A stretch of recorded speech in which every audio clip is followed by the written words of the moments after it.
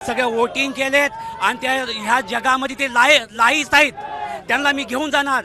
एकाचं वय 117, 124, 90 वर्षाचे, 80 वयाचे कुठं आहेत ते लोक, आणि ते मतदान करतात आणि त्यांना मी घेऊन जाणार.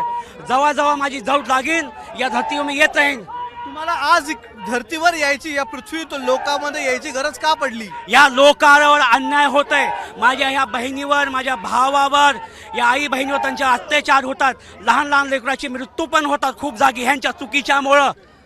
म्हणून त्यांना मी घेऊन जाणार. इकडच्या मंत्रीला खास करून ते बोलतात ना, हा झुकेगा नाही, आता त्यालाच घेऊन जातो पहिला. कोण बोलायची गरज नाही, माझ्याकडे सगळ्यांची लिस्ट आले आणि त्याला घेऊन जाणार. मी पुन्हा येईन तर मी पुण्यातच घेऊन जाईन त्याला. पण तुम्हाला पण मतदार यादीतला घोळ तुम्हाला पण कळला का? मला कळलं. अहो एमचे नाव पण टाकले 2-2, 3-3 जागी. या जगामध्ये एमच नाही, तिथे एमचं पण नाव आलंय त्या जागी. मला पण नाही सोडलं तर मी त्यांना कसं काय सोडू? म्हणून तुम्ही आला? म्हणून मी आलोय. जेव्हा जेव्हा जनतेला इथं जरूर लागेल तेव्हा येईन. पुऱ्या महाराष्ट्र कोपऱ्यामध्ये मी तिथं पोहोचेन माझ्या लोकांपायी.